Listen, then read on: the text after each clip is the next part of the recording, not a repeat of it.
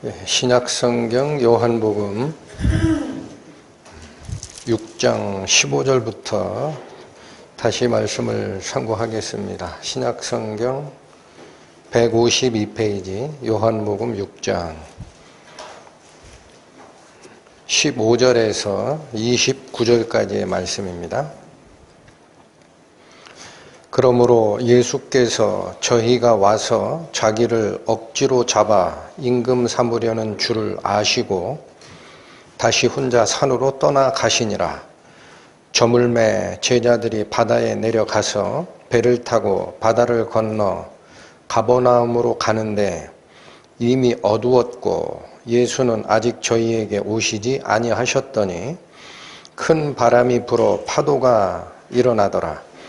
제자들이 노를 저 10여리쯤 가다가 예수께서 바다 위로 걸어 배에 가까이 오심을 보고 두려워하거늘 가라사대 내니 두려워 말라 하신대 이에 기뻐서 배로 영접하니 배는 곧 저희의 가려던 땅에 이르렀더라.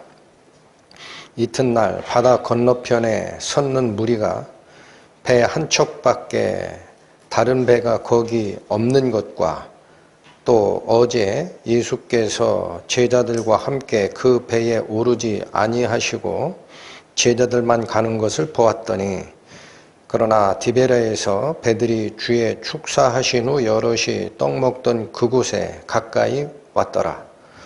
무리가 거기 예수도 없으시고 제자들도 없음을 보고 곧 배들을 타고 예수를 찾으러 가버나움으로 가서 바다 건너편에서 만나 랍비여 어느 때에 여기 오셨나이까 하니 예수께서 대답하여 가라사대 내가 진실로 진실로 너희에게 이르노니 너희가 나를 찾는 것은 표적을 본 까닭이 아니요 떡을 먹고 배부른 까닭이로다.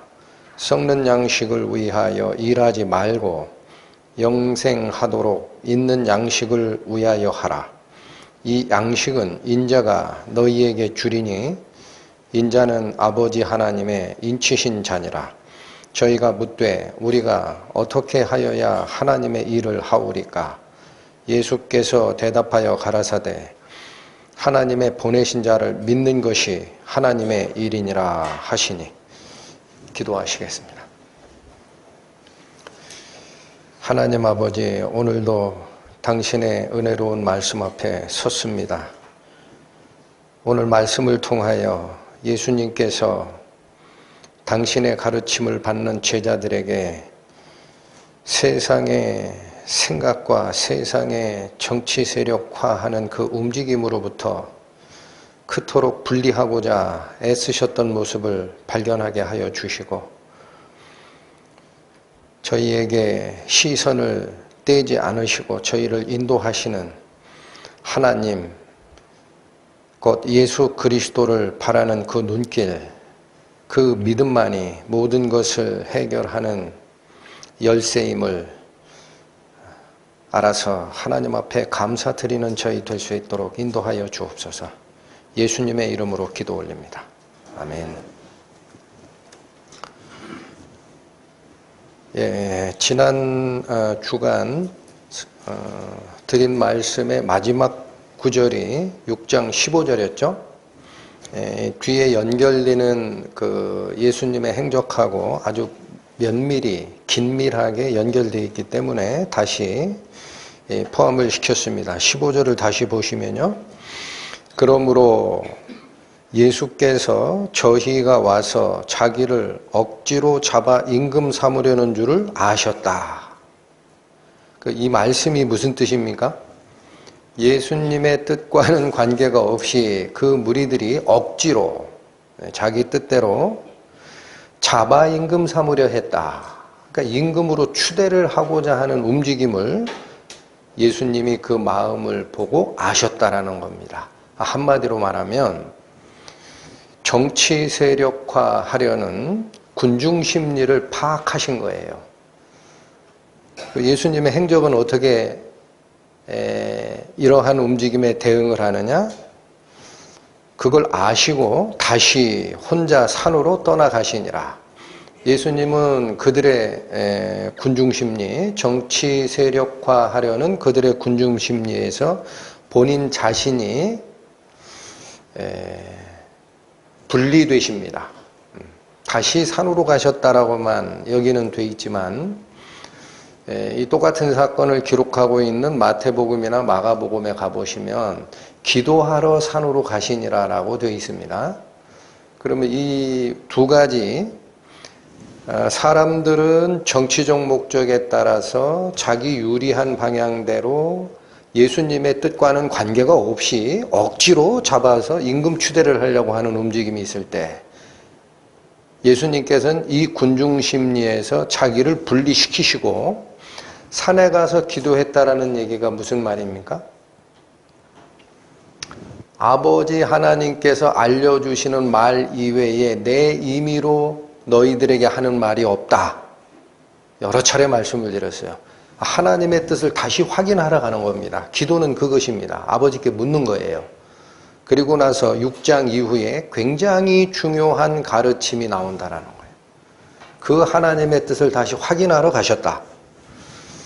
자, 여기서 저희들이 집중하셔야 되는 게 있습니다. 기적에 집중하시는 게 아니에요. 기적 사건에 집중하는 게 아니라 예수님의 마음에 집중하셔야 됩니다.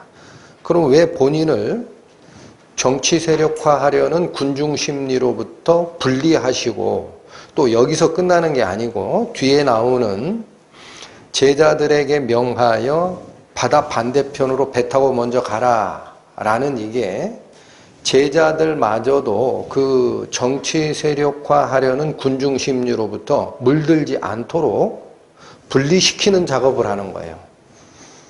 그 내용이 아주 자세하게 되어 있습니다. 그럼 왜 이렇게 하실까?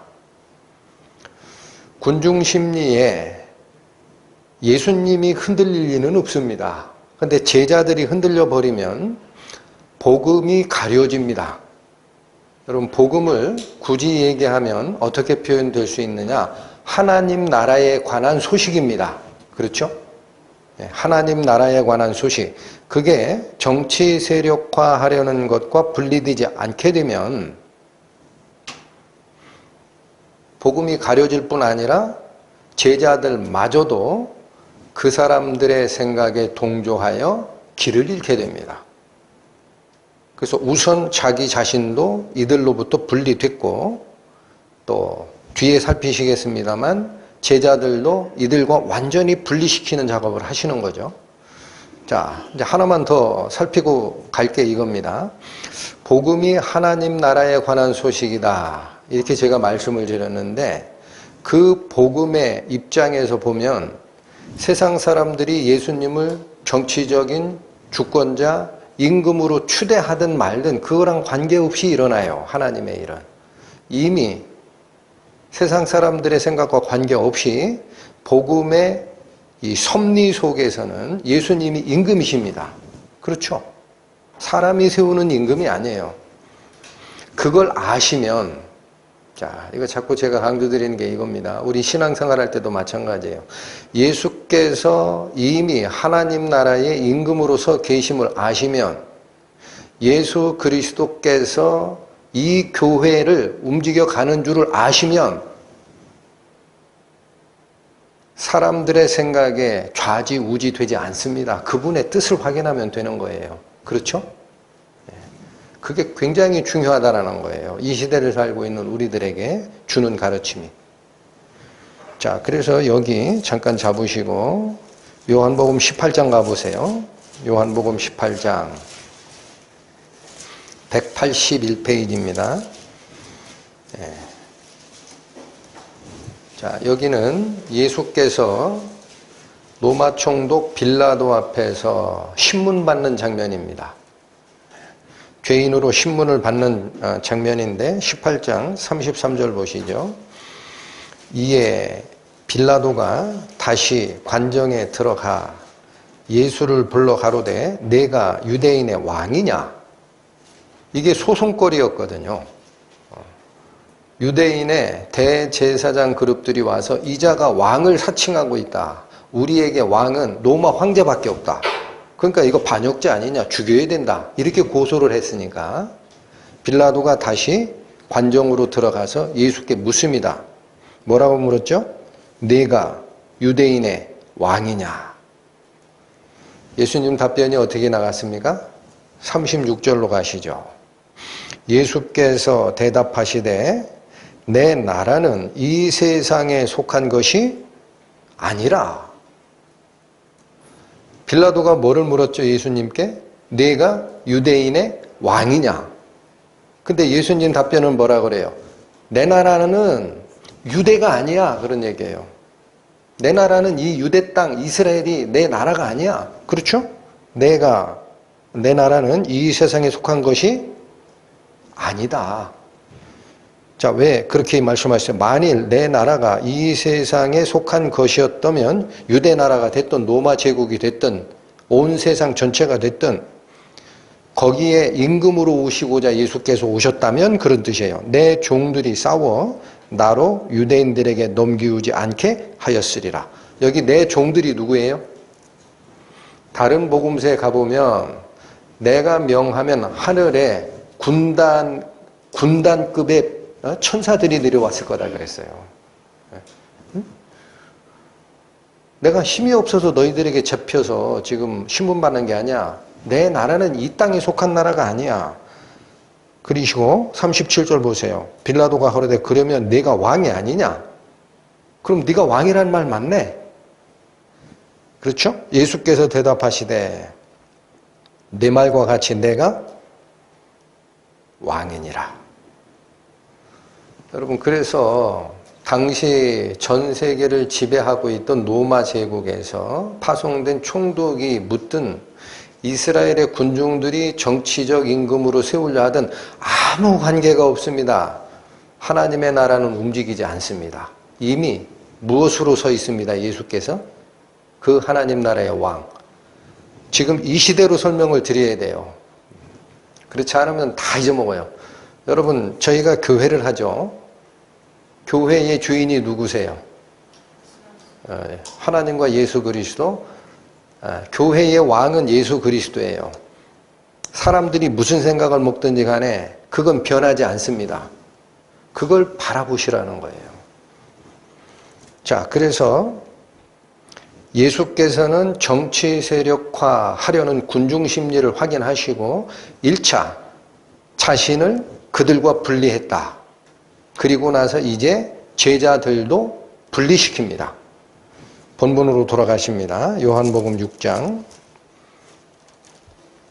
16절 가시죠. 저물매 제자들이 바다에 내려가서 배를 타고 바다를 건너 가버나움으로 가는데 이미 어두웠고 예수는 아직 저희에게 오시지 아니하셨더니 큰 바람이 불어 파도가 일어나더라.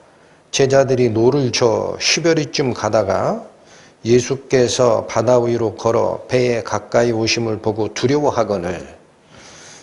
여러분, 요한복음에 있는 16절에서 19절까지 보면은 16절 특히 저물매 제자들이 바다에 내려가서 배 타고 바다 건너편으로 가는 행로에 올랐다라고 되어 있습니다.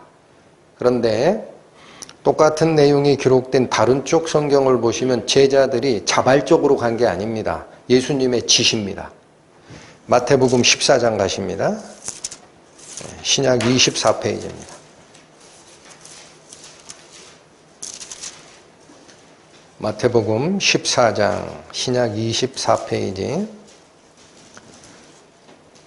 22절에서 25절.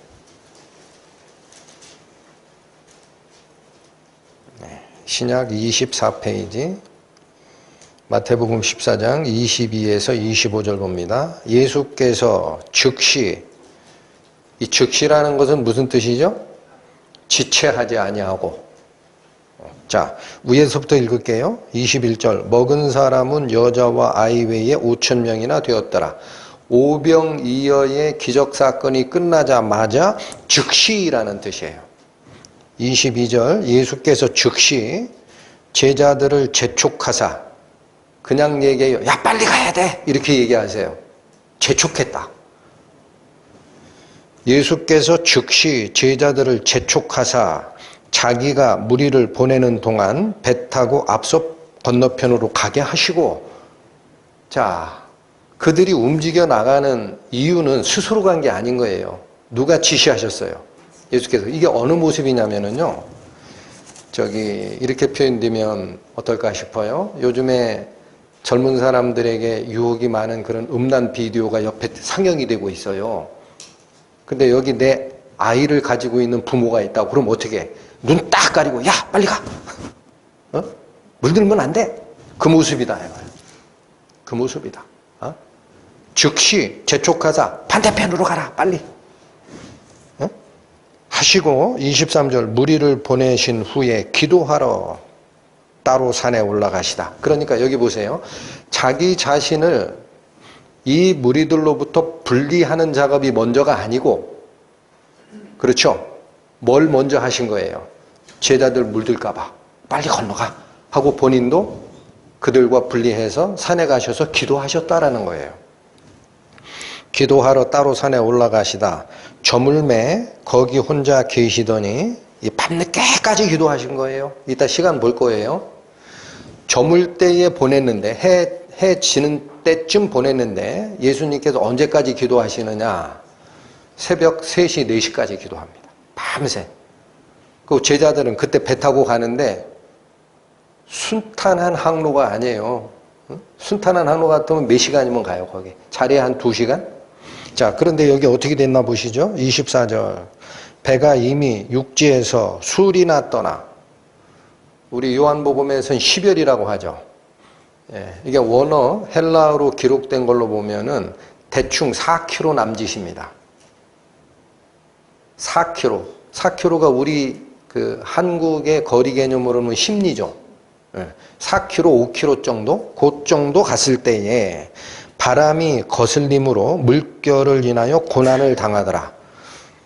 자, 여기 이제 상황이 나옵니다. 예수님께서 제자들을 재촉하사 여기 있으면 안 된다. 빨리 떠라. 하고 배를 타고 건너가는 일이 있었는데 순풍을 만납니까? 역풍을 만납니까? 여기 바람이 거슬림으로 이게 무슨 얘기예요?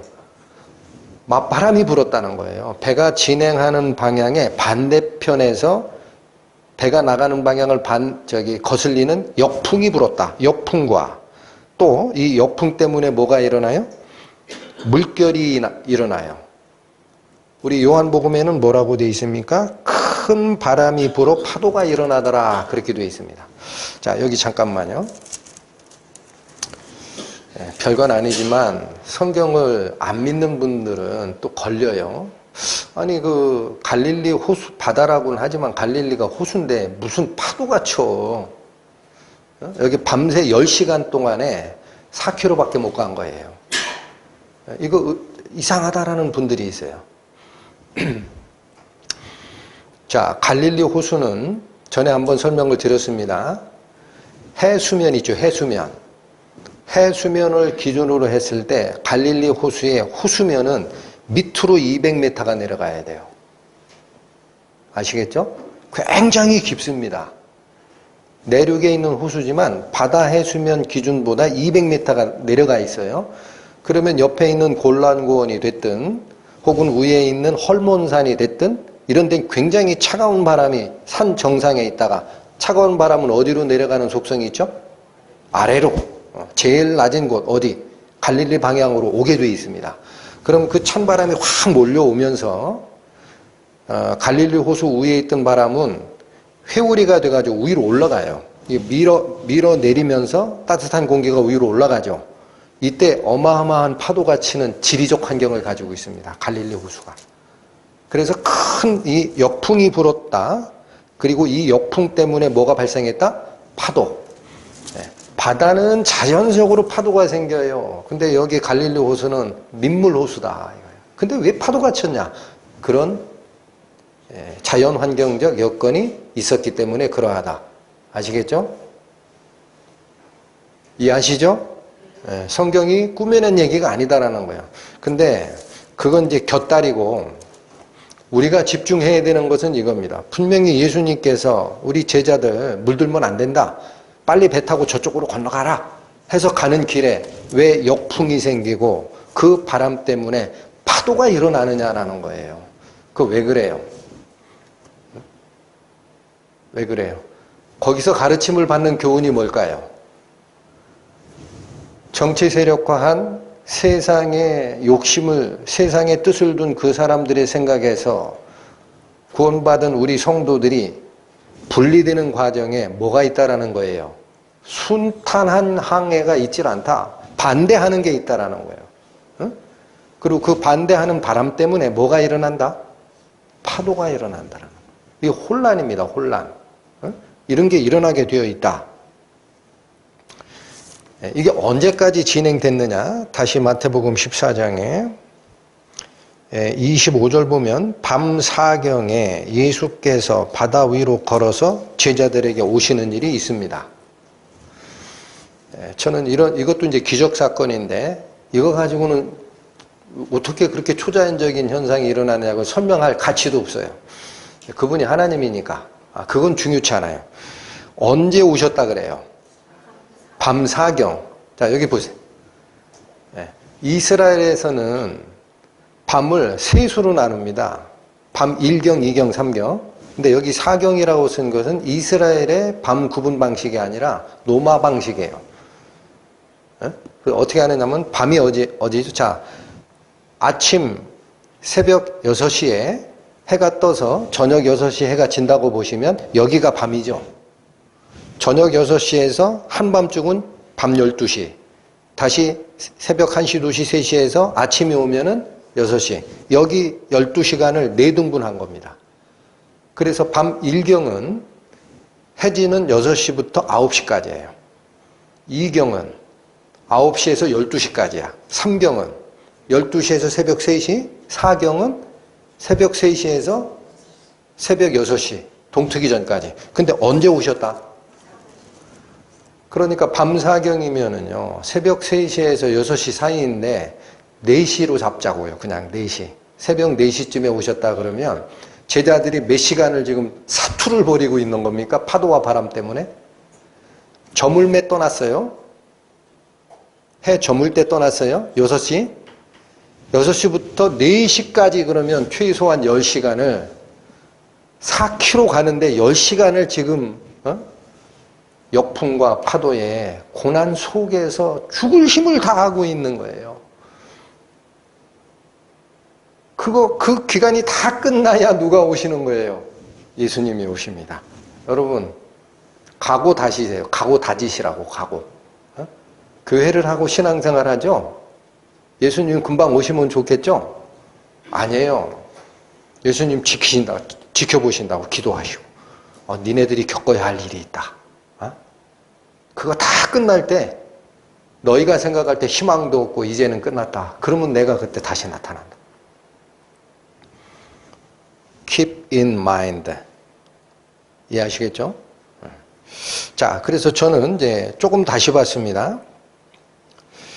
지금 정치 세력화 하려는 군중 심리에서 제자들이 물들지 않도록 그들과 분리해서 저쪽으로 가거라 라고 말씀하신 예수님의 그 지시를 쫓아서 그 길을 가는데 만났던 역풍, 거스르는 바람과 파도가 뭘까? 이 당시에는 자연현상적으로 일어난 실지 바람과 파도입니다. 그럼 이 시대를 살고 있는 우리 성도들에게는 이 바람과 파도가 뭡니까? 예? 지금도 파도 쳐요? 바람 불고? 괜찮아요. 집 안에만 있으면 돼요. 여러분, 신앙생활의 영적 의미, 거스르는 바람과 파도라는 건 뭐냐면요.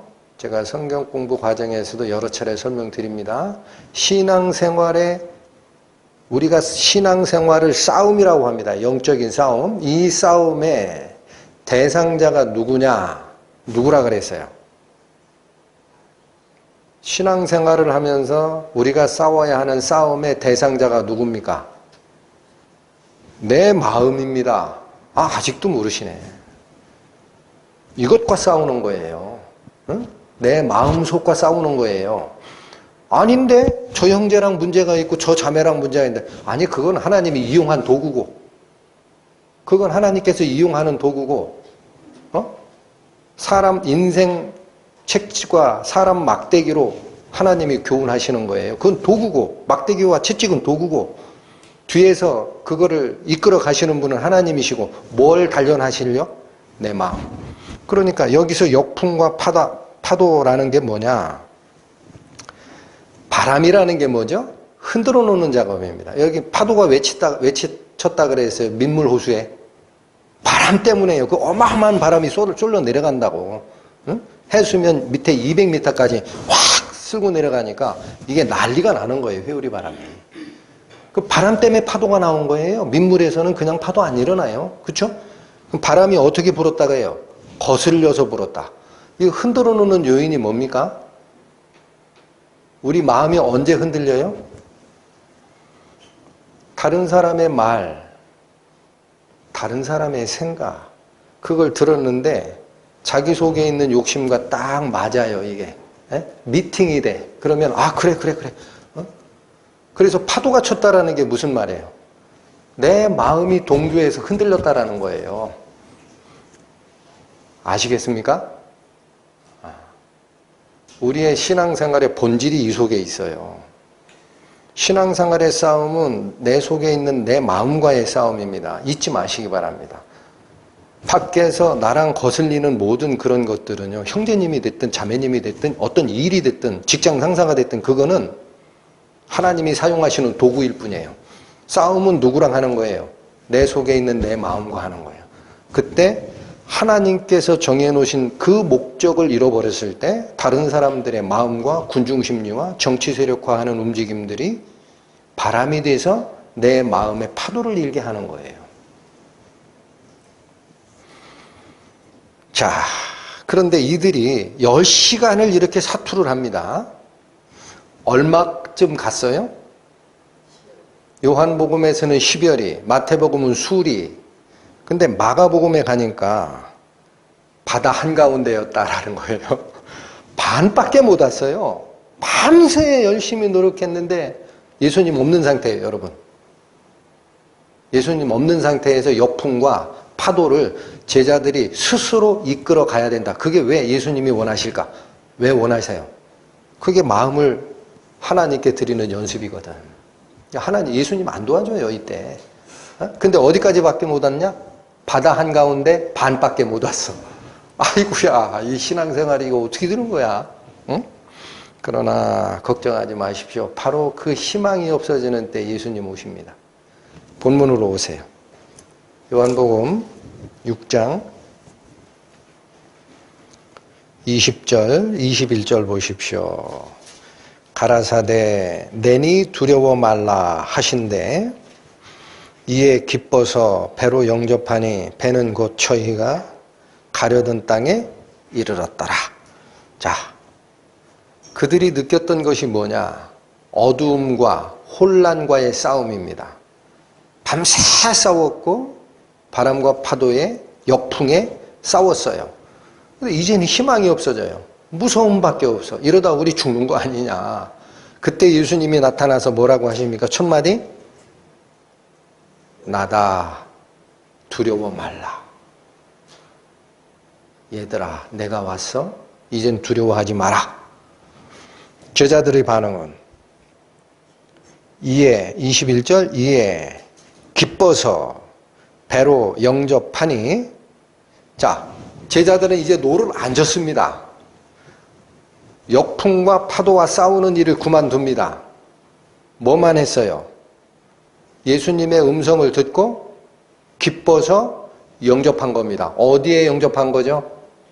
자기 마음에. 여러분 자꾸 배라고 하지 마세요. 혼란된 자기 마음에 예수님의 말씀을 영접을 합니다. 그러니 그 다음 보세요. 열심히 저어서 잘 갔다 그래요. 어떻게 돼 있어요? 21절 다시 읽으십시오. 이에 기뻐서 배로 영접하니 제자들이 한 일은 이거밖에 없어요. 하니 배는 곧이 뭐예요? 즉시. 곧 즉시. 어디로 어디에 도착해요? 저희의 가려던 땅. 이제 항해가 끝나는 거예요. 그러니까 이 항해를 밤새 노력해서 바다 한가운데밖에 몰고 오지 못했던 그 문제를 예수님께서 그 제자들이 영접하는 상태가 되니까 즉각 완성이 되더라라는 거예요. 어떠십니까? 왜 할렐루야 안 하세요? 이게 할렐루야야. 이게 할렐루야. 하나님께서 하시는구나. 자, 저는 제자들이 했던 그대로 우리가 하기를 원합니다. 내 마음속에 혼란과 파도가 일어나십니까? 그러면 그 소리에 귀를 기울이던 거 이제 중지하시고 예수님의 음성에 귀를 빌려주십시오. 그 소리가 딱 들리면 하나님 말씀 맞습니다. 제 마음에 모실게요. 하면 제자들이 기뻐 영접하면 모든 풍랑이 해소가 됩니다. 어디서 어디로 바뀐 거죠 지금? 17절 보세요. 요한복음 자체로 보십니다. 17절 배를 타고 바다를 건너 가버나움으로 가는데 이미 어두웠고 예수는 아직 저희에게 오시지 아니하더라. 두 마디로 줄이면 어두움과 예수님의 부재, 어두움과 예수님의 부재로 제자들이 그렇게 앞으로 나가지 못했던 겁니다. 우리 신앙생활 할 때 마찬가지예요. 지역교회를 주신 이유가 그겁니다. 딴 데 가서 신앙생활 하는 게 아니라 여기서 부딪히는 거예요. 어두움이에요.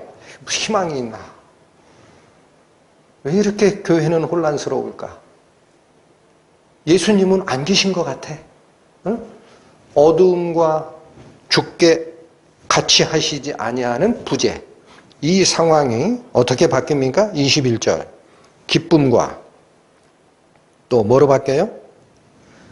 우리가 하려고 그렇게 애썼던 목적지에 도착하는 일이 즉시 배는 가고자 하는 곳에 이르렀더라. 할렐루야. 아멘. 그게 신앙입니다.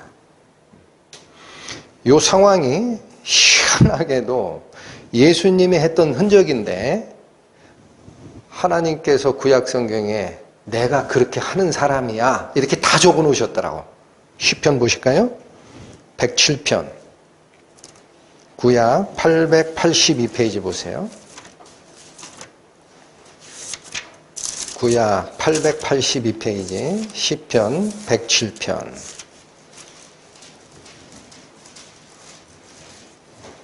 28절부터 30절까지 882페이지 시편 107편 28절 이에 저희가 그 근심 중에서 여호와께 부르짖음에 그 고통에서 인도하여 내시고 광풍을 평정히 하사 물결로 잔잔케 하시는도다.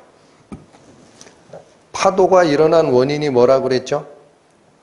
역풍이 불어 파도가 일어났다 그래요. 그래서 이 광풍을 평정케 하시고 그것 때문에 발생된 혼란스러운 파도가 잠잠하게 됐다라는 거예요. 30절 저희가 평온함을 인하여 기뻐하는 중에 오늘 말씀대로면 뭐예요? 저희가 기뻐 예수를 영접하니 여호와께서 저희를 어디로 인도하시는도다? 소원의 항구로. 여러분 구약 성경 하나님이 이렇게 기록해라 하고 영감 줘서 기록한 것이라는 걸 아시죠? 구약의 하나님이 예수님께서 오셔서 그 말 그대로 가지고 오셔서 시청각 교육해 준 겁니다. 제자들아 이렇게 하는 거야. 이렇게 하는 거야. 걱정하지 마. 자, 저는 이 말씀을 준비하면서 무슨 생각을 했냐면 아까도 말씀을 드렸지만 신앙생활은 뭐와의 싸움이다? 내 마음과의 싸움입니다. 나머지 나의 주변에 일이 됐든 무슨 갈등이 됐든 그 상대방이 형제가 됐든 직장 상사가 됐든 동료가 됐든 간에 그건 하나님이 쓰시는 도구예요. 잊지 마시기 바랍니다. 인생 채찍과 사람 막대기로 하시는 거예요. 거기에 자꾸 집중하니까 네가 옳고 내가 틀리고 네가 맞고 내가 틀렸나? 이렇게 자꾸 고민하지. 그게 아니라 여기를 들여다보시라고. 자기 마음을. 네. 또 하나 드리고 싶은 말씀이 이겁니다. 그래서 자기 마음은 이겨내야 하는 적군, 카운터파트이지 이거 믿으면 안 돼요. 신앙생활 하시는데 자기를 믿고 가시는 분이 너무 많아. 자기 마음을 믿으면 안 돼. 그 무슨 뜻인지 아세요? 내 마음을 믿지 말라는 게 무슨 뜻일까? 여러분, 하나님께서 죄 없는 상태로 지은 인간인 아담 상태에서는 그 문제가 없어요. 근데 이게 죄를 짓고 범죄하고 나서 사람의 영혼은 죄성으로 오염된 상태입니다. 아시죠? 그런데 구원을 받았어도 이 죄성이 사라지지는 않았어요. 여기 남아있어요. 그러니까 자기 마음을 믿는다라는 건 뭐냐면요. 죄에 물든 마음을 쫓아가는 거예요. 죄에 물든 마음을 쫓아가는 거예요. 자기 마음을 믿는 거는. 아멘 하시나요? 또 이 마음이 그래서 하나님의 보시기에 올바른 방향을 가리키면 좋은데 흔들려요. 죄에 오염된 마음이 아직도 우리 마음이기 때문에 흔들려요. 근데 내가 흔들리는 이 마음을 어디에 귀를 살짝 빌려주면 완전히 파도가 일어나느냐? 불평하는 다른 사람들의 말에 동조할 때 그게 거스리는 바람에 의해서 일어난 파도라는 겁니다. 그러면 여지없습니다. 그 사람들은 어떤 얘기를 하니까? 나의 이기심을 자극하는 얘기를 해요. 네가 무시당했다. 그 형제가 잘못한 거야. 응? 왜 가만히 있어? 이 얘기를 자꾸 불어넣어주니까 옆에서 뭐가 불어넣어져? 민물 호수는 그냥 파도가 쳐요? 바람 때문에 쳐요? 기억하시기 바랍니다. 거기에 마음을 뺏기지 말라라는 거예요. 제 말이 아닙니다. 잠언 보세요. 28장 구약 941페이지입니다. 구약 941페이지 잠언 28장 26절 자기의 마음을 믿는 자는 어떠한 자요? 예. 자기의 마음을 믿는 자는 미련한 자요. 지혜롭게 행하는 자는 구원을 얻을 자니라. 여러분, 자기 마음 믿으라고 그래요? 믿지 말라 그래요? 자기 마음을 믿는 것은 미련한 자래요. 그러면 어떻게 하라고 그래요? 지혜롭게 행하는 자는 자기를 구원하게 된다. 여러분, 미련한 자가 어떻게 지혜롭게 행합니까? 이 말씀 모순 아닙니까? 결국 내 마음이 나를 이끌고 가는 거 아니겠습니까? 근데 자기 마음을 믿지 마라. 그리고 나서 뭐라고 그래요? 지혜롭게 행해야 돼. 그래야 구원을 얻는 거야. 이게 무슨 말씀일까? 하나는 확실합니다. 자기 마음을 따라 움직이면은 지혜로운 행동이 아니에요. 미련한 행동이지. 맞습니까? 문맥 아시죠? 그럼 지혜롭게 행하라라는 것은 뭐냐면 지혜의 말씀이 인도하는 대로 쫓아가라라는 뜻이에요. 여러분 잠언에서 지혜가 누구시죠? 잠언 8장 지혜와 명철 예수님입니다. 내 마음을 믿고 쫓아가면 미련한 짓이 나와요. 근데 지혜롭게 행하라? 내가 미련한데 어떻게 내가 지혜롭게 그러니까 네 말 들으란 얘기가 아니고 네 마음의 말 들으란 얘기가 아니고 어디를 봐라? 지혜와 명철이신 잠언 8장의 예수님 그분을 봐라. 그분 말씀대로 행해야 그러면 네가 그 고난에서 건져 올려질 것이니라. 구원이 그겁니다. 자기가 빠져있는 함정 자기가 빠져있는 구덩이에서 나오는 방법은 내 마음에서 아무리 해답을 찾을래야 찾을 수 없어요. 어디서 찾아요? 지혜의 말씀에서 찾습니다. 여러분, 다른 사람이 무슨 얘기를 할 때 거기에 동조하는 것이 곧 원망과 시비와 불평을 가져옵니다. 신약 성경에서도 그래서 하지 말라고 해요. 고린도 전서 가세요. 10장. 신약 275페이지. 고린도 전서 10장. 9절에서 10절. 이게 출애굽 때에 광야 시절에서 겪었던 그 상황을 가지고 사도 바울이 고린도 교회에다가 교훈으로 편지한 내용입니다. 고린도 전서 10장 9절 10절 보세요. 저희 중에 어떤 이들이 주를 시험하다가 뱀에게 멸망하였나니. 이게 불뱀 사건이죠. 멸망하였나니 너희는 저희와 같이 원망하라 원망하지 말라. 11절 10절이죠. 저희 중에 어떤 이들이 원망하다가 멸망시키는 자에게 멸망하였나니 너희는 저희와 같이 원망하지 말라. 11절 저희에게 당한 이런 일이 거울이 되고 또한 말세를 만난 우리의 무엇으로 기록하였느니라? 경계입니다. 구약 성경은 전부 다 이 시대 신앙생활을 이끌어가는 우리 성도들에게 교훈입니다. 그럼 어떤 마음을 먹어야 되느냐? 디모데 후서 1장 343페이지로 가세요.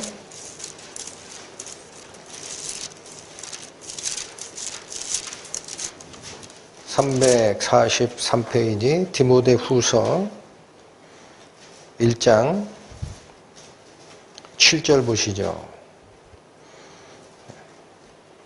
하나님이 우리에게 주신 것은 두려워하는 마음이 아니요. 자, 여기서 잠깐 끊고, 여러분, 제자들이 세상의 정치 세력화하려는 군중심리에 물들지 않고 별도로 분리하기를 원하셨던 예수님의 말씀을 순종하여 배를 타고 반대편으로 가고 있었습니다. 그렇죠? 근데 그렇게 가고 있었는데 밤새 저녁 6시부터 시작해서 밤 사경이 될 때까지 10시간 이상을 노를 젓고 파도와 싸워도 가려고 하는 그 바닷길의 중간밖에 못 갔어요. 그 어두움과 혼란과 주님이 없는 것에 대한 두려움 때문에 모든 희망이 사라지려고 하는 그때에 그 두려움을 누가 해소하셨어요? 나다. 두려워 말라. 예수님의 음성이 들릴 때 모든 게 해소가 되지요. 그 전체 무리에게 하는 말씀으로 저는 듣습니다. 7절 하나님이 우리에게 주신 것은 두려워하는 마음이 아니요. 그게 믿음입니다. 살아계신 예수님께서 지금 이 장소 이 시대 우리 말씀사랑교회에 모든 것을 이끌어 가신다라는 게 믿음이에요. 그 믿음이 있으면 걱정할 게 없어요. 뭐를 걱정합니까? 그렇죠? 두려워하지 마라. 하나님이 우리에게 주신 것은 두려워하는 마음이 아니요 오직 이것만 허락하셨다. 능력과 무슨 능력? 성령이 도우시는 능력. 사랑과 하나님은 사랑이시라. 그러므로 형제를 사랑하지 아니하는 자는 하나님을 사랑한다는 말은 거짓말이야. 요즘 저희 성경 공부에서 배우시죠? 이 사랑과 무슨 마음이니? 근신하는 마음이니. 자기를 돌아보는 거예요. 자꾸 자기를 돌아보는 겁니다. 혹시 내 속에 뭐가 잘못된 게 있을까? 이게 내 욕심은 아닐까?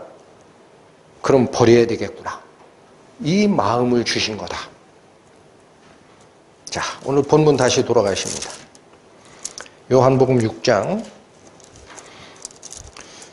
자, 이제 이게 국면 전환입니다. 15절은 예수님께서 세상의 정치 세력화하려는 군중 심리를 파악하시고 제자들을 그들로부터 분리시켜서 반대편으로 가도록 지시하시고 본인도 이거 굉장히 중요한 얘기다. 그래서 밤새 산에서 기도하시면서 하나님의 뜻을 받으신 거예요.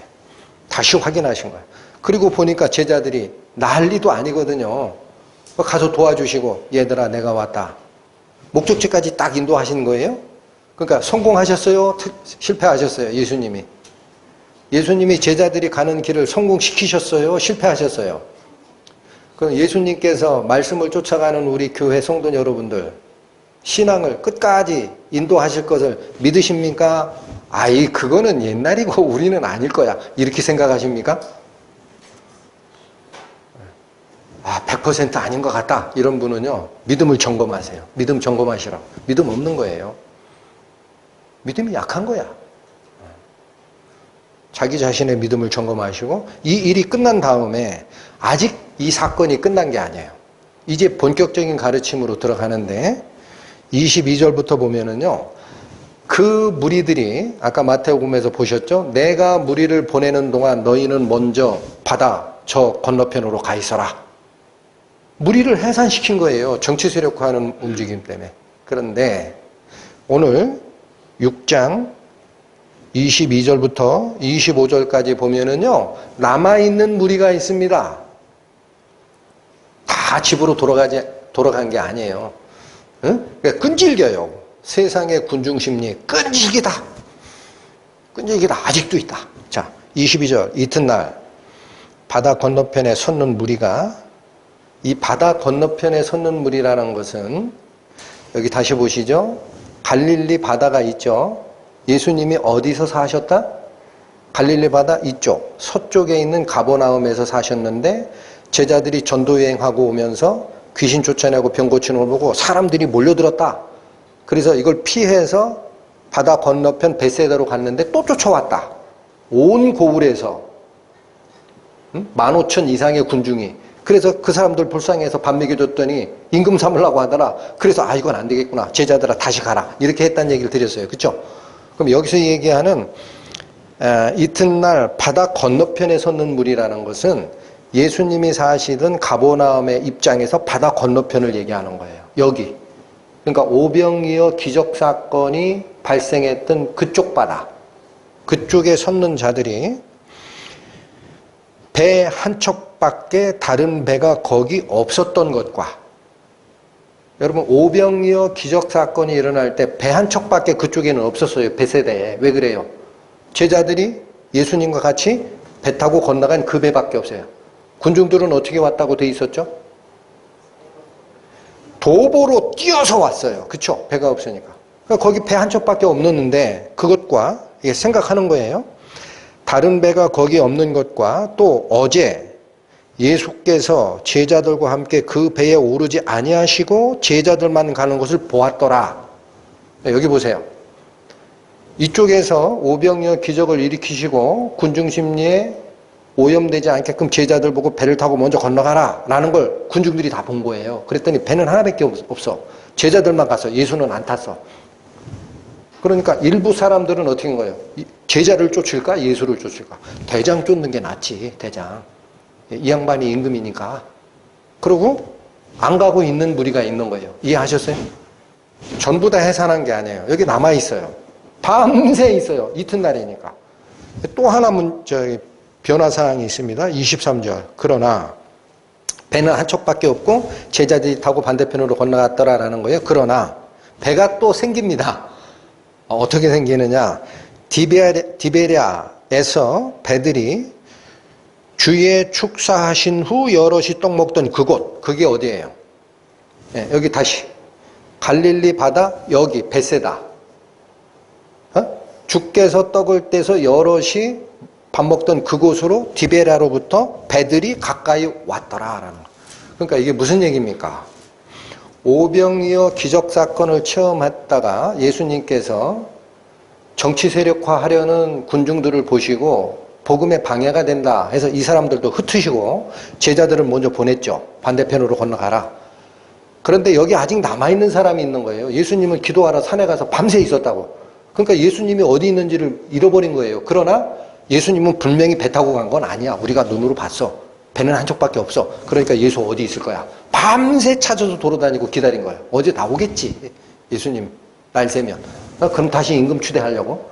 근데 이쪽에 디베랴라는 곳에서 이 소식을 나중에 들은 것 같아요. 남아있는 무리뿐만 아니라 새로운 무리가 다시 예수 때문에 배를 타고 쫓아온 겁니다. 합세가 된 거야. 새로운 무리가 또 왔어. 왜 왔을까? 여러분 왜 왔어요? 디베랴에서 왜 또 왔어요? 뒤에 나와요. 임금 삼으려고 또 한다고. 그러니까 이 모습은 뭐냐면요. 예수님께서 정치 세력화하려는 그 군중들을 흩어버려도 그들의 마음은 완전히 해소되지 않고 계속적으로 그 작용이 있다는 거예요. 다시 합세하는 무리까지 생겼다. 24절 무리가 거기 예수도 없으시고 제자들도 없음을 이젠 알았습니다. 보고라는 말은 알았다라는 거예요. 왜? 날이 샜더니 예수님 못 찾겠거든. 왜 못 찾죠? 답변하셔야지. 예수님 거기 왜 없어요? 배 타고 가지 않았는데. 아니 밤 4시경에 바다를 건너서 가셨잖아. 걸어서. 거기 없지. 사람이 바다 위로 걸어갈 줄은 생각을 못했지. 그러니까 이상하다. 무리가 거기 예수도 없으시고 제자들도 없음을 알고, 보고라는 것은 그거예요. 알고 어떻게 했느냐. 안 되겠다. 빨리 가자. 근데 어디로 가느냐. 이든 걸어가는 것은 늦어요. 곧 배를 타고 예수를 찾으러 가버나움으로 출발합니다. 이 배들은 어디서 난 배예요? 디베랴에서 추가적인 무리가 또 쫓아왔거든. 배를 타고. 그러니까 이젠 배가 있다 이거야. 우리도 빨리 가자. 어디로 갈까? 어디로 가야 예수님 찾아? 가만히 생각하니까 그래 여기 갈릴리 호수 이편이 이 가버나움 여기가 예수님 고향이야. 고향이라고 표현하기보다 지금 거주지야. 그러니까 거기 가면 만나겠지. 빨리 가자. 또 쫓아갔어요. 25절 바다 건너편에서 만나 랍비여 어느 때에 여기 오셨나이까 이렇게 얘기를 합니다. 자 여기 이 모습은요 다른 데는 없어요. 다른 복음서에 요한복음에가 있어요. 그 요한복음이 지금 집중하고자 하는 것은 이 얘기입니다. 정치 세력화하려는 군중 심리를 예수님께서 흩으시고 제자들도 분리시키시고 본인께서도 그들과 분리된 상태를 유지하고 싶었지만 세상의 뜻을 두고 있는 남아있는 무리와 새로 합류하는 무리들은 여전히 예수님을 쫓아가는 거예요. 이게 스탑이 되어 갈수록 커져요. 그게 무슨 뜻입니까? 하나님을 쫓아가는 우리 성도들이 세상적인 욕심을 끊어내기가 한 번 끊어냈다고 끝난 게 아니다라는 거예요. 뒤에 또 생긴다. 또 무리가 또 생겼잖아. 그리고 와서 만나서 지겹게 쫓아다녀요. 만나서 하는 말이 뭐죠? 랍비여 어느 때에 여기 오셨나이까. 자, 이게 무슨 뜻이냐면요. 이 충청도 사투리로 제가 번역해서 알려드릴게. 아니 언제 오셨어요? 한참 찾았구만요. 이런 뜻이에요. 그렇죠? 다 팽개치고 배 타고 쫓아다니는데 없어. 귀신이 코칼 노릇이죠? 원래 배 하나밖에 없는데 제자들은 배 타고 가. 예수님은 안 탄 걸 봤어. 어디로 기도하러 간 걸 놓쳤지? 날 새면 오시겠지 하고 기다렸는데 예수도 없다는 걸 확인했어. 큰일 났다. 한 발 늦었다. 빨리 가자. 뛰려고 했더니 다행히 이쪽에서 합류한 무리가 배 타고 온 게 있어. 그 배 가지고 빨리 가. 어디로 갈까? 예수님 거주지 거기 있을 거야. 그걸로 가자. 아니 언제 오셨대요? 한참 찾았구만요. 오고 와서 예수님이 뭐라고 답변하셨습니까? 고생들 했다. 그래요? 26절 보세요. 예수께서 대답하여 가라사대 내가 진실로 진실로 너희에게 이르노니 너희가 나를 찾는 것은 표적을 본 까닭이 아니요 떡을 먹고 배부른 까닭이로다. 여러분 지난주에도 설명드렸습니다. 이 말씀은 이겁니다. 오병이어의 기적을 베푼 것은 밥을 공짜로 먹었다라는데 마음을 뺏겨라. 그래서 준 게 아니다라는 거예요. 그럼 먹고 배부른 쪽에 관심이 있는 상태지. 그게 아니고 뭐 때문에 한 거다? 이건 표적이었다라는 거예요. 표적. 표적이 뭐라고 그랬죠? 사인. 무슨 사인? 예수가 하나님의 아들이다라는 사인. 근데 너희들은 내가 하나님의 아들인 거 알려주려고 한 건데 밥 먹고 배부른 것만 생각하냐. 잘못 이해하고 있다라는 거예요. 잘못 이해하고 있다. 그래서 이 말을 풀어내신 것이 27절입니다. 썩는 양식을 위하여 일하지 말고 영생하도록 있는 양식을 위하여 하라. 여러분 26절에서 예수님이 오병이어의 기적의 목적은 내가 곧 하나님의 아들, 신적 능력을 가진 하나님의 아들이야를 보여주려고 했던 건데 너희들은 어디에만 관심이 있었다? 먹을 양식 구하는 것에만 관심이 있었다. 그걸 27절에 어떻게 받았다? 썩을 양식을 위해서 너희가 밤새 나를 찾고 기다리고 다른 무리는 다시 배 타고 쫓아오고 없구나. 그러면 예수님 거주지로 가면 만나겠지 하고 또 쫓아오고 너무 많은 일을 한다 이거예요. 먹는 것 때문에. 그들이 예수님을 찾은 것은 그거 하나예요. 그렇게 하지 말고 무엇을 위하여 하라? 영생하도록 있는 양식을 위하여 하라. 잘못됐다. 자, 이제 26절에 예수님께서 이 이야기를 꺼내는 것은 그분이 지난 밤새 하나님과 기도한 가르침입니다. 이 뒤로 나오는 것은 생명의 떡 강화라고 합니다. 너무 중요한 얘기예요. 이거 어디서 일어났다고 하느냐?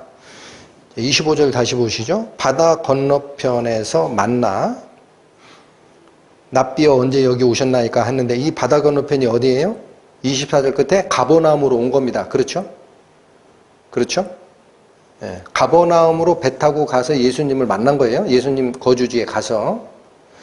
그런데 먼저 보시면 59절 보세요. 이 강화가 끝날 때 얘기입니다. 여러분 강화라는 말은 한자인데 강의식 대화입니다. 강의식 대화, 설교 형식의 대화. 일방적 대화가 아니라 군중들이 질문을 다시 하면 그것에 대한 답을 또 주고 가르침을 또 주고 다시 질문하면 그거에 대한 가르침을 주는 대화, 강의식 대화. 그걸 강화라고 하는데 강화가 끝나고 나서 59절에 이래요. 이 말씀은 예수께서 어디서 한 거라 그래요? 가버나움 회당에서 하는 겁니다. 길거리 선 게 아니고 본인이 거주하시는 가버나움의 유대인 회당에서 이 큰 가르침을 시작한 거예요. 자, 그런데 여기 또 하나의 오해가 있습니다. 또 하나의 오해. 뭐냐? 썩는 양식을 위하여 일하지 말고 영생하도록 있는 양식을 위하여 하라. 그렇게 얘기했더니 그 무리들이 생각이 바뀌어요. 생각이라는 표현을 좀 조심해서 써야 되겠습니다. 그들이 생각하는 관점은 바뀌어. 뭐로 바뀌어? 이제는 썩는 양식이 아니에요. 영생하는 양식이야. 생각을 해보세요. 여기 밥 한 끼 주는 게 나아요? 영생하도록 먹여주는 게 나아요? 당연하죠. 그러니까 예수님께도 더 좋은 거 주려고. 나 더 좋은 거. 야, 잘했다, 우리. 밤새 기다리고 쫓아온 게 잘했어. 한 끼 식사 중요하지 않아? 영생하도록 주는 밥이 있대. 해서 28절. 저희가 묻되 우리가 어떻게 하여야 하나님의 일을 하오리까? 이 말이 왜 나왔을까요? 제가 27절 하반절을 안 읽고 건너뛰었죠. 27절 하반절로 다시 가세요. 이 양식은 인자가 너희에게 주리니 인자는 아버지 하나님의 인치신 자니라. 이게 뭐예요? 썩을 양식을 구하지 말고 영생하도록 있는 양식을 위해서 일해야 되는 게 맞아. 그러고 나서 예수님이 뭐라고 덧붙였죠? 이 양식은 있잖아. 내가 줄 거야, 내가. 그러니까 예수님 쫓아온 게 잘했지. 한 끼 식사보다 100번 낫지, 그렇죠? 그러면서 뒤에 뭐라고 하느냐? 이 양식은 인자가 너희에게 주리니 인자는 자 이거 혹시라도 성경 용어에 익숙치 않은 분을 위해서 예수님께서 인자라고 표현할 땐 자기 자신을 가리키는 거예요. 내가라는 뜻과 같아요. 내가 너희에게 주리니 나는 아버지 하나님의 인치신 자니라 라는 게 무슨 뜻이에요? 인이 도장인자입니다. 도장인. 허가권자라는 거예요. 자, 여기 보세요. 스타벅스라는 커피숍이 있어. 스타벅스 상표를 쓰는 자는 스타벅스 본사 허가 없이 쓰면 그 도용이죠. 거기 가야 스타벅스에서 특화한 커피 제품을 먹을 수 있어. 맞죠? 그러면 이 영생하도록 있는 양식은 내가 주게 돼 있는데 이 내 마음이 아니고 있잖아. 아버지 하나님께서 나한테 도장 딱 찍어준 거야. 나 말고는 영생하는 양식을 허락한 자가 없어. 이 얘기를 딱 한 거야. 그랬더니 어떻게 돼요? 예수님께서 영생하는 양식을 위해서 일하라라고 돼 있죠. 여기 문장을 잘 보세요. 썩는 양식을 위하여 일하지 말고 영생하도록 있는 양식을 위하여 일하라라는 거예요. 근데 이 영생하도록 있는 양식은 내가 줄 수 있는 전권 허가권자인데 아버지 하나님이 허락한 거야. 그랬더니 이 자들이 뭐 영생하도록 있는 양식에 관심이 가요 안 가요? 갔어요. 100번 낫죠. 한 끼 식사 주는 게 좋아요. 식당 통째로 주는 게 좋아요. 말해 뭐해? 어? 아 그래? 그럼 우리가 무슨 일 하면 돼요? 이렇게 물은 거예요. 영생하도록 있는 양식을 위하여 일하라. 바꿔줬거든. 한 끼 식사 말고 영생하도록 있는 양식을 위해서 네가 일해야 돼. 그러면 우리가 어떻게 하여야 하나님의 일을 하오리까? 이 무슨 뜻일까요? 무슨 뜻일까요? 영생의 양식을 얻게 된다면 어떤 일이든지 우리가 하겠으니 알려만 주십시오라는 거예요. 이 말의 뜻이. 우리가 어떻게 하여야 하나님의 일을 하오리까? 공짜로 주는 것은 생각을 못해. 너무나 귀한 거니까. 그럼 내가 무슨 일을 해야 그 영생의 양식을 얻을 수 있어요? 알려만 주세요. 우리가 할 테니까. 맞죠? 자, 여기 다시. 하나는 변화가 됐는데, 무리들입니다, 지금. 하나는 변화가 됐는데, 하나는 여전히 딴 쪽을 가리켜요. 그 무슨 말씀이냐. 썩는 양식, 하루끼 식사, 그쪽에 가 있던 무리들의 관심이 영생하도록 있는 양식으로 관심은 바뀌어 있어요. 확실합니다, 지금. 무리가. 그쵸? 그런데 아직 안 바뀐 게 있어. 뭐가 안 바뀌었어요? 이 영생하도록 있는 양식을 무리들이 자기가 일한 대가로 받으려고 하는 거예요. 일한 대가로. 그러면 그거 얻으려고 하면 하나님이 원하시는 일 뭔지만 가르쳐 주세요. 우리가 할게요. 이렇게 하는 거예요. 근데 예수님은 처음에 이 영생하도록 있는 양식을 누가 준다고 했어요? 인자가 주리니 내가 준다. 그 일하라 이런 말하고 그게 두 개가 합쳐가 되니까 하나님의 일이 뭔지만 알려주면 내가 그 일을 하겠나이다. 이걸 뭐라고 합니까? 인간 최대의 착각이라고 합니다. 종교적 착각이라고 합니다. 여러분, 하나님께서 주시는 구원이라는 것은 사람의 행위로 얻어내는 게 아닙니다. 사람이 뭔가를 노력을 해서 선을 쌓는다고 그래요. 적선, 쌓을 적, 착할 선. 선한 행실을 쌓아서 하나님이 요구하시는 기준점을 넘어버리면 내가 하나님이 얘기하는 그 복을 얻으리라. 이런 게 종교예요. 내 능력으로 쌓아가는 거예요. 근데 신앙은 그게 아닙니다. 종교와 신앙은 180% 달라요. 180도.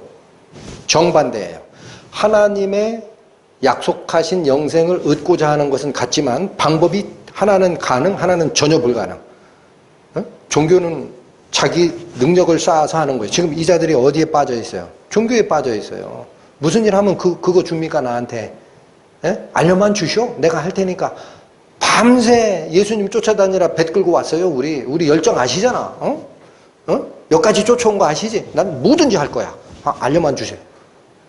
이들이 뭘 착각했어요? 자기가 한 일의 대가로 영생의 양식을 받는 줄 알았다. 그걸 뭐라고 한다? 인류 최대의 착각. 그래서 다 지옥 가요. 안타깝죠. 응? 자, 예수님 답변 보세요. 29절. 예수께서 대답하여 가라사대 답변 주십니다. 하나님의 보내신 자를 믿는 것이 하나님의 일이니라. 이게 무슨 말이야? 무슨 말이에요? 일해야 된다, 안 해야 된다? 일할 필요 없다. 그럼 뭐 해라?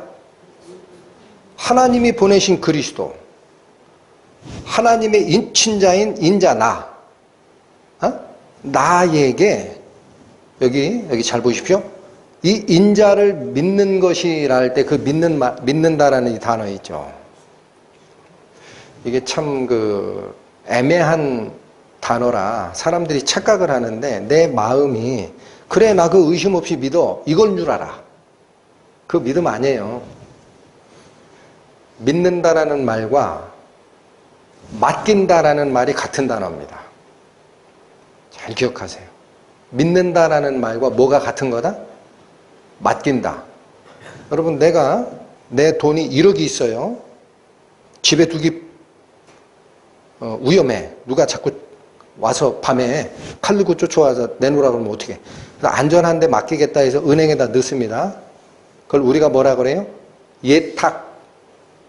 맡길 예, 맡길 탁. 그렇죠. 내가 그 은행을 믿었기 때문에 이걸 맡기죠. 그런데 우리나라니까 제일 좋은 은행, 국민은행. 국민은행에 이 돈을 맡기면 안 뺏길 줄 알아. 예금자 보호법에 의해서 내 예금이 보호될 줄 알아. 이건 내 지식이에요, 지식. 근데 돈을 안 맡겼어. 그럼 예탁한 거예요, 안 한 거예요? 안 맡겼네. 그럼 그게 믿음이에요, 아니에요? 가짜 믿음이에요. 잘 기억하십시오. 믿음은요, 이 마음에서 분명히 내가 국민은행 파산하지 않고 내 재산 지켜줄 줄 안다. 이런 믿음이 있으면 어디가 진짜 믿음이다? 맡기는 게 진짜 믿음이에요. 그래서 이 맡겼다라는 것을 한자입니다. 여신이라 그래요. 맡은 은행에서는 수신했다 그래. 들어봤죠? 여신, 수신. 금융 전문 용어입니다. 여신이라는 말이 뭐냐? 줄 여자 믿을 신자예요. 믿음을 줬다라는 거예요. 내가 믿었기 때문에 내가 가지고 있는 재산을 은행에다 맡겼다라는 뜻을 한자로 여신. 은행이 그 돈을 고객으로부터 받았다 할 때는 뭐예요? 받을 숫자, 믿을 신자. 믿음을 받았다. 안 줬는데 어떻게 믿었어요? 안 주고 믿는 방법이 있어요? 가짜라니까요? 네? 그러면 예수님께서 뭐를 맡기라는 거냐 이거야. 하나님께서 보내신 자를 믿는 것이라는 말을 더 구체적이고 더 실제적으로 바꾸면 하나님께서 보내신 자에게 너를 맡기는 자는이라는 뜻이라는 거예요. 그럼 뭐를 맡겨? 돈을 맡기라는 게 아니에요. 내 생명을 맡기라는 거예요. 내 생명. 예수님께서 뭐를 원하시니까? 네 돈 불려줄게라고 안 했잖아. 너한테 하루치 양식 먹여줄게라고 얘기 안 했잖아. 뭐를 줄게?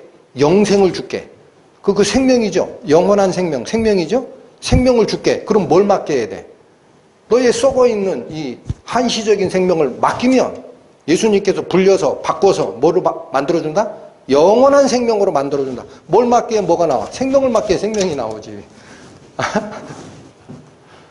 그래서 뭐라고 그래요?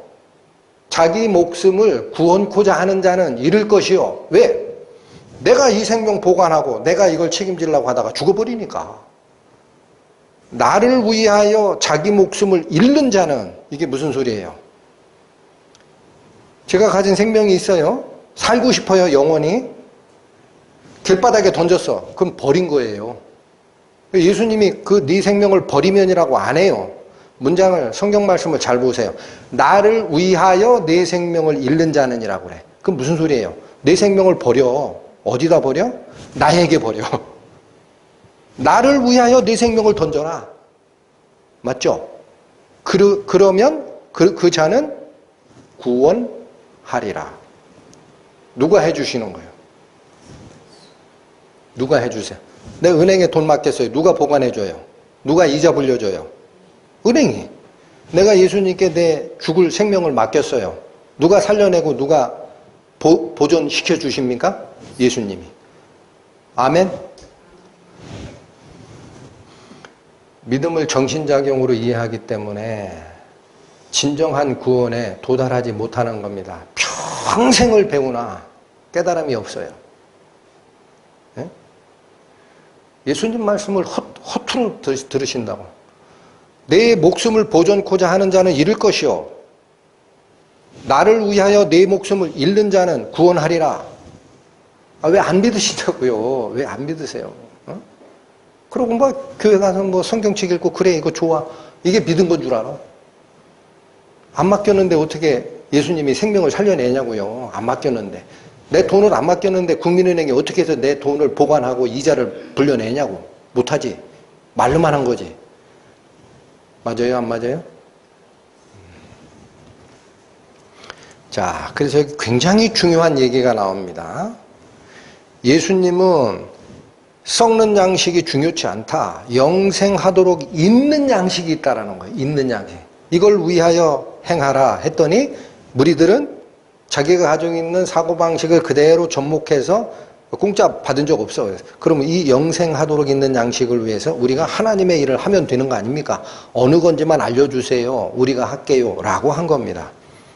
근데 예수님 답변 뭐라고 그래요? 이거 해라 그래요? 율법 지켜라 그래요? 너는 못한다 그러죠. 너는 못한다. 그럼 누가 하느냐? 하나님이 보내신 그리스도를 믿는 거야. 거기에게 맡기는 거야. 이 말이 무슨 뜻입니까? 영생을 얻기 위한 일은 너희가 하는 게 아니다라는 거예요. 그럼 누가 하세요? 하나님께서 보내신 그리스도께서 그 일을 하러 오신 거야. 내가 하는 게 아니야. 내가 하는 거야. 예수님 말씀이. 그러므로 너희가 할 일은 딱 하나다. 어? 뭐 하라? 그리스도, 너의 생명을 구원하러 오신 이 그리스도를 믿고 내 생명, 죽어서 지옥에 갈 수밖에 없는 내 생명을 통째로 나한테 넘겨라. 그러면 그리스도가 승리하신 것이 너의 생명과 연결이 된다. 어려워요? 안 어려워요? 어렵습니까? 안 어렵습니까? 예. 이 주식시장이 화랑이야. 200%, 300%가 뛰어. 나는 할 재주가 없어. 그래서 어느 투자 신탁에다가 계정 트고 증권회사에다 맡겨가지고 그 증권회사가 튀었어. 그러면 맡긴 자는 200% 올라갔을 때 찾는 거예요. 200%. 내가 가지고 있는 자는. 요거 자체지. 근데 이 생명이 영원해요. 70, 80, 90, 100살 살다가 죽어야 돼. 그 어떻게 보존하냐고. 내가 이 생명을.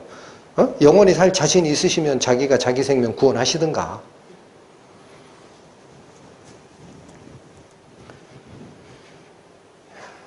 이게 얼마나 중요한지 아세요? 제가 얘기했죠.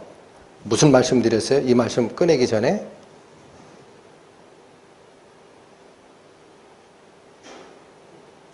네?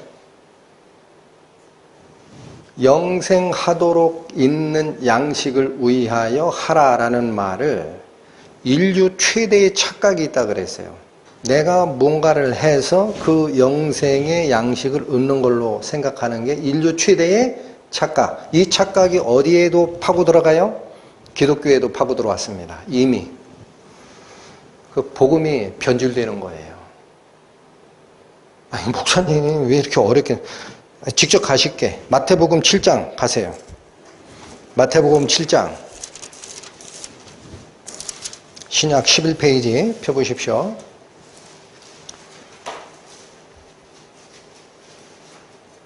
예수님께서 하나님 나라의 새로운 복을 선포하신 긴 설교 후에 나오는 경고 말씀인데 7장 21절 보세요. 11페이지 찾으셨습니까? 나더러 주여 주여 하는 자마다 천국에 다 들어갈 것이 아니요 다만 하늘에 계신 내 아버지의 뜻대로 행하는 자라야 들어가리라.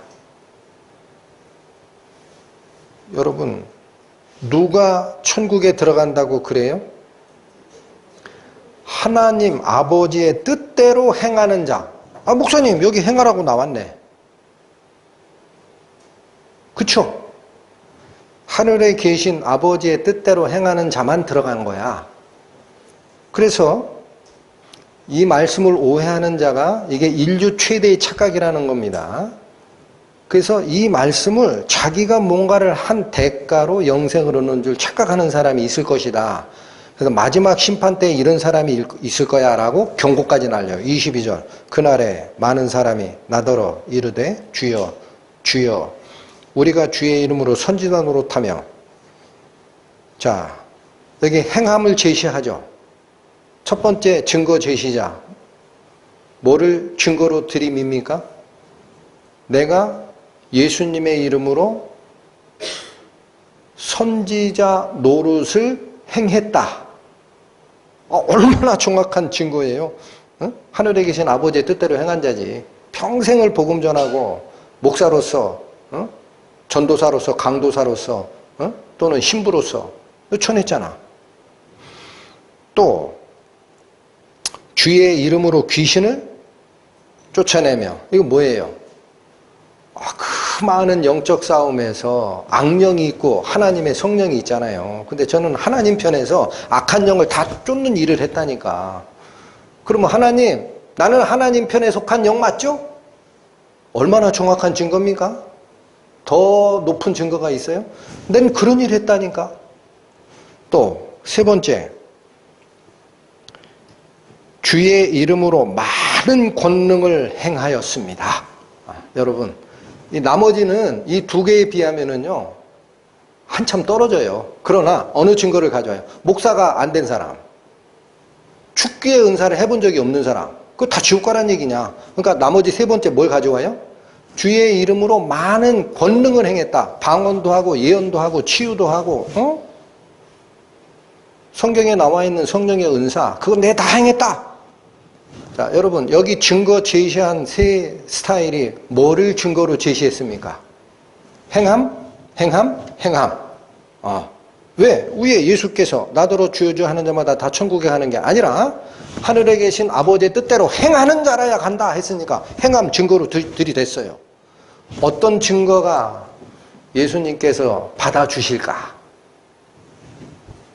29절 그때에 내가 저희에게 밝히 말하되 내가 너희를 도무지 알지 못하니 불법을 행하는 자들아 내게서 떠나가라 하리라. 한 사람도 그 증거를 채택받지 못합니다. 그들이 제시한 증거가 뭐였기 때문에 그래요? 불법을 행했다라는 거예요. 아버지의 뜻대로 행한 게 아니라 너희들이 가져온 행함의 증거, 그거 다 불법 증거야. 아이고야, 이 청천벽력이죠. 평생을 예수님의 이름으로 목회자 노릇했는데 그거 불법이래요. 왜 그게 불법이에요? 사람이 세운 목사지 됐으니까. 잘 들으셔야 됩니다. 지금 현재는요, 신학대학원이라는 교과과정 사람이 만들어요. 졸업하고 나서 목사고시 통과하죠. 사람이 안수 줘요. 그럼 본인은 착각하는 거야. 내가 하나님의 목사다. 응? 그러고 평생을 설교단상에서 설교를 해서 이거 정확하지. 하나님의 일이지 뭐. 받아들여요? 하나님이 안 받아들여요? 예수님이. 그거 불법 행위야. 뭐라 그래요? 불법을 행하는 자들아. 맞죠? 행함의 증거, 불법 증거 가져왔다. 그거 증거 아니야. 귀신 쫓아냈어. 적법한 증거다, 불법한 행위다. 불법한 행동 증거다. 예수님의 이름으로 방언하고 축기하고, 치유하고, 뭐 이런저런 은사했어. 그 정확한 거다, 불법이다. 불법을 행했다고 하잖아요. 응? 이거 어떻게 하란 얘기냐. 어떻게 하란 얘기냐. 예수님께서 이 불법 증거를 안 받으셨다라는 거예요. 그리고 그 앞절이 더 중요합니다. 다시 보세요. 23절. 그때에 내가 저희에게 밝히 말하되 내가 너희를 도무지 알지 못하는 상태다라는 거예요. 응? 이게 무슨 말이에요? 우리말로는 도무지라고 돼 있죠. 영어나 헬라어 원문을 가보면은요, never입니다. never. never라는 게 무슨 소리예요? 한 번도 안 적이 없다. 네가 신학 공부를 하고 설교를 했지만 그 말이 내가 너희에게 준 말이 한 번도 없었다라는 거야. 네가 내 이름으로 귀신을 쫓아냈지만 내가 그 능력 너에게 준 적이 한 번도 없다. 네가 그 일을 할 때는 똑바로 하는데 지금 잘못됐다는 얘기를 하시는 게 아니에요. 여러분 잘 들으셔야 돼요. 도무지 알지 못한다는 것은요, 한 번도 안 적이 없다라는 거예요. 예수님과 결합한 적이 없다. 한 번도. 다 가짜야. 안다라는 게 무슨 소리입니까? 안다. 지식으로 안다가 아니에요. 여기서 알다라는 거는요, 체험적으로 알다라는 거예요. 그래서 마리아가 천사로부터 예수님 잉태고지를 받을 때 마리아 입에서 나온 말이 뭐죠? 나는 남자를 알지 못하니 어찌 이런 일이 내게 있겠습니까? 남자를 알지 못하는 게 무슨 뜻이에요? 남자가 어떻게 생겼는지, 여자하고 뭐가 다른지 모른다는 얘기예요? 아니에요. 남자를 경험한 적이 없다라는 거야. 수초녀다. 그러니까 예수님께 증거 들이대려고 하지 마세요. 자꾸 말씀드립니다. 뭐가 중요해요? 예수님이 당신의 성령을 나눠 주어서 연합된 적이 있어야 되는 거예요. 그게 뭐다? 오늘 본문이 얘기하는 네가 뭐를 해서 구원을 얻는 게 아니고 그 일은 내가 하는 거야. 그리스도가 하는 거야. 그럼 너는 어떻게 해야 그리스도가 한 일을 내 일로 연결시킬 수 있는 줄 알아? 나하고 연합되면 돼. 모든 걸 나한테 맡겨라. 그럼 내가 한 것이 돼. 내가 한 것이고 네가 한 것이 돼. 그렇죠? 아시겠습니까?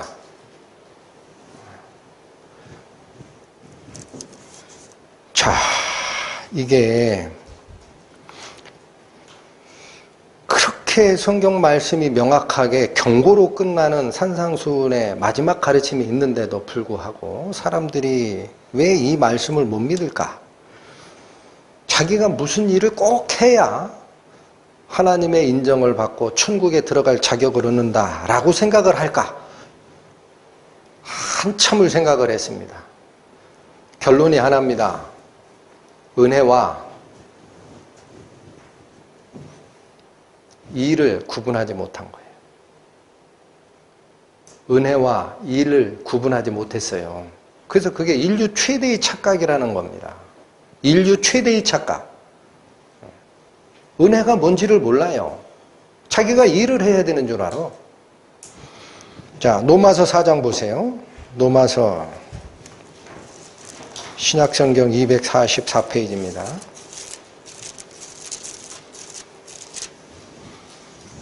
로마서 4장 4절 5절을 보십니다.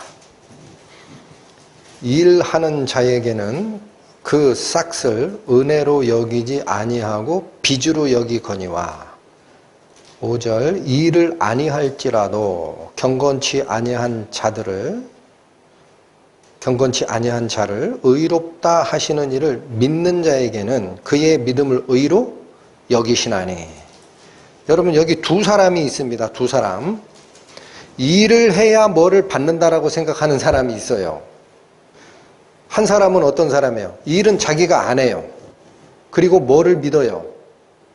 내가 경건하지 않은 죄인입니다. 그러나 나를 경건타라고 하시는 자라는 표현이 이 너무 문자적으로 해석해서 이 뜻이 드러나질 않는데 세번역 성경은 이걸 뭐라고 했냐? 경건하도록 만들어주는 자라는 뜻이에요. 예? justifying 해주는 자. 여러분 여기 오해하면 안 돼요. 여기 들어온 자가 있어요. 근데 하나님이 내 편이냐? 야, 너 내 편이야? 안 편이야? 저는 예수님 편할래요. 그럼 너 더럽죠? 너는 깨끗해. 여기 똑같이 들어온 놈이 있어. 근데 얘는 예수님 편이 아니라 그래요. 야, 너는 얘는 내 편이니까 구해주고 넌 아니야. 이렇게 하는 게 아니라는 거예요. 경건치 아니한 자를 무조건 의롭다 하는 게 아니고 이 의롭다 하시는 이라는 표현은 justifying 해준다라는 거예요. 이게 뭐예요? 정당하게 의로운 상태로 바꿔주시는 자입니다. 그러니까 누가 한다라는 거예요. 의로워지는 건. 하나님이 하시는 거야. 그걸 믿는 자라는 뜻이 뭐예요? 그러니까 네가 스스로 너의 불건전한 모습을 바꾸려고 하지 말고 그 문제 전체를 나한테 맡길 거냐라는 거예요. 믿는다는 게 똑같아요. 나한테 맡길 거야? 그러면 내가 그렇게 해줄게. 그거 믿어? 맡길 거야 말 거야? 맡길 거야 말 거야? 예수님이 자꾸 그걸 묻는 거예요. 일을 행하지 아니할지라도 경건하지 아니한 자를 의롭게 바꿔주시느니 이렇게 바꿔주세요.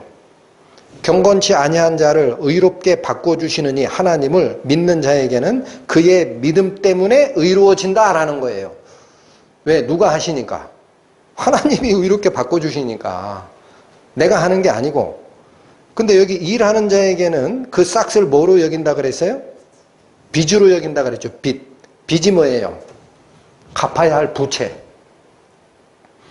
여러분 여기 지금 빚은요.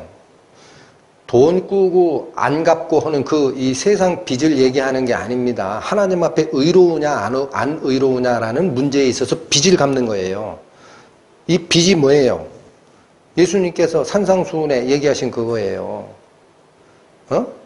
내가 하나님 앞에 제물을 드리다가 형제에게 화해할 일이 있거든. 먼저 제물을 놓고 가서 형제하고 화해하고 와라. 그러면서 뭐라고 그래요? 길을 가다가 너를 송사하는 자가 있느냐? 그리하면 그냥 있으면 그가 너를 송사해서 재판장 앞에 세울 것이고 재판장은 네가 죄가 있다고 판결을 해서 감옥 관리자에게 너를 넘겨서 거기다 가둘 것이다. 뻔하다. 그러니 길에 있을 동안에 뭐 하라? 내 빚을 다 갚는 화해의 방식을 발견해내라. 거기 빚을 갚지 않으면 못 나온다고 하잖아. 홀이라도 남김이 없이 갚기 전에는 결단코 거기서 나오지 못하리라. 일을 해서 하나님 나라에 가고자 하는 자는 자기가 불경건한 죄의 값을 내가 내 노력으로 갚으려고 하는 자라는 거예요. 그게 빚으로 여긴다는 뜻이에요. 갚아야 할 것을. 그거 갚아줘요? 안 갚아줘요?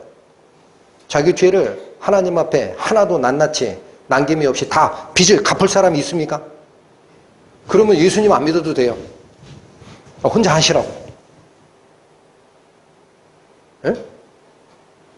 그게 일을 함으로써 은혜를 받는 게 아니라 일을 함으로써 영생하는 양식을 구하고자 하는 것은 내 죄값을 다 갚아서 하나님께 가고자 하는 생각이다라는 거예요. 못 갚아요. 근데 여기 내가 일을 하는 대신에 누구를 믿어요? 불경건한 죄인을 의롭게 justifying 해 주시는 하나님께 내 운명을 맡기는 자는 누가 하신다? 하나님께서. 그래서 그 믿음이 의롭게 여겨지는 대상이 된다.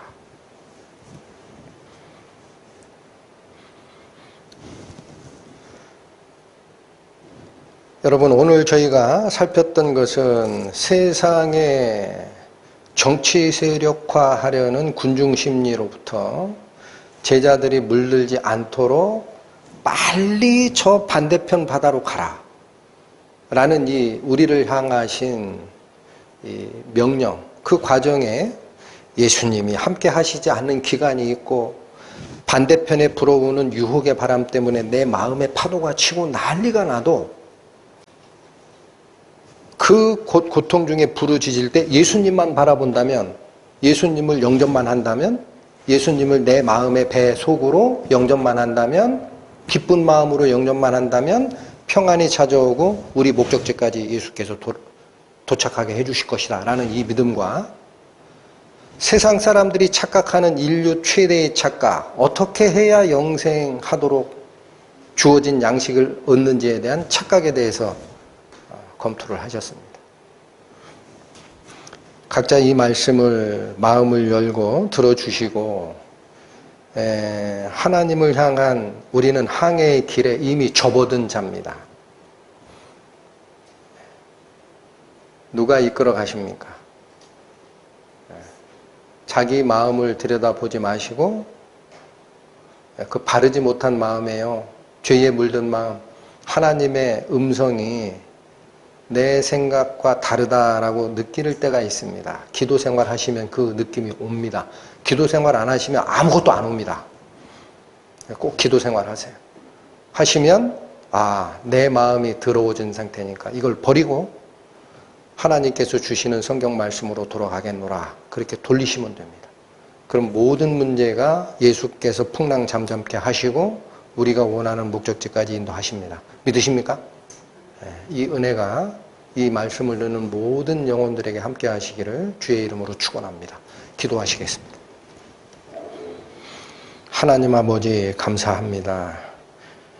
저희가 하나님의 자녀가 됐다라고 자기 자신의 신앙 고백을 올려드리면서도 실제로 풍랑이 있는 바다에서는 하나님의 말씀을 잊어버리고 자기 마음을 붙들기가 일수입니다. 부디 저희의 미약함을 하나님께서 긍휼로 보아주시고 언제든지 하나님의 이 약속과 생명의 말씀 그 안으로 저희의 마음을 집어던지는 자 될 수 있도록 은혜를 더하여 주옵소서. 예수님의 이름으로 기도 올립니다. 아멘.